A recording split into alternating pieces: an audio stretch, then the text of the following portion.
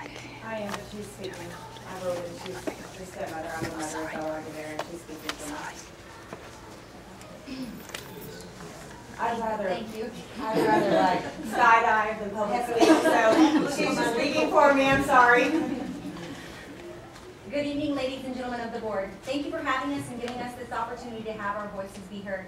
We come to you tonight humbly, knowing full well that we are probably in over our heads, but also feeling like we have no other recourse. By being here tonight is our hope that we can put a human face on what has become a heated political debate. My name is Stacie A, and my daughter is Bella Aguilera, and this is her mother, Jacqueline Petit.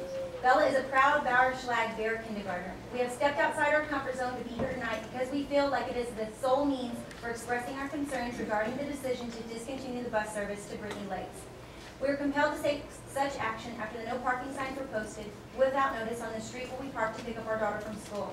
It was at that moment that we realized two things. One, that there is power in numbers, and two, that we needed to have our voices be heard. Neither one of us considers ourselves to be politically active, but we have seen results from such action from Ross Elementary and for the Brittany Lakes homeowners. In no way is this presentation a slight on Bauerschlag Elementary or its faculty. Bauerschlag and CCISD have a well-deserved pristine reputation, and we are honored to have our daughter attend school in this district.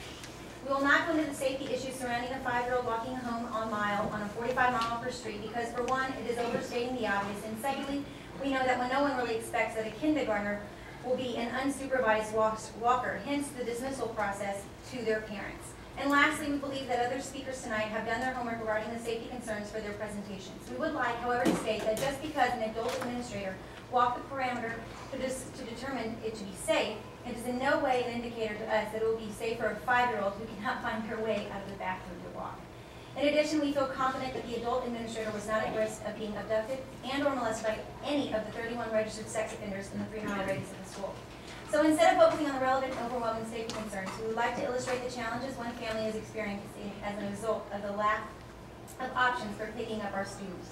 We only learned of the bus service being discontinued when we registered Bella in late July, which left us scrambling to make last-minute arrangements to pick up Bella by 3:05.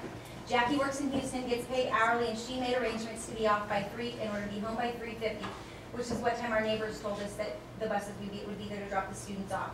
So now Jackie gets off at 2 to try to get to school by 3, which means she has taken a significant monthly pay cut. I live in Friendswood, and I keep Jackie's 1-year-old son and my 2-year-old daughter.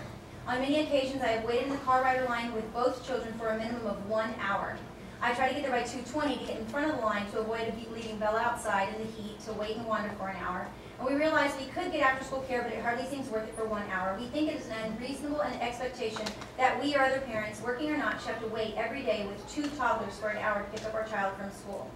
We don't want to be perceived as irrational or unreasonable, and we understand why homeowners wanted the no parking signs to be posted. And for time, I'm just going to skip to the end.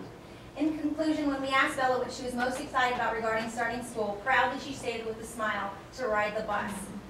Who would have known that a little kindergartner's simple desire to ride a school bus would turn into such a fiasco? Thank you. I can finish up? Bella is a very perceptive, insightful 5-year-old, and the challenges related to the dismissal process have taken a toll on a kindergartner who should feel secure and confident about going home at the end of a long school day. Let's not lose sight of who's at the heart of this issue, our precious children. We again humbly request that you allow us to be a part of this process and let us work with you to develop solutions that are acceptable to everyone involved. Thank you so much for your patience, your time, and your consideration. Thank you. Thank you. Next speaker is Dallas Mystery Horse Park.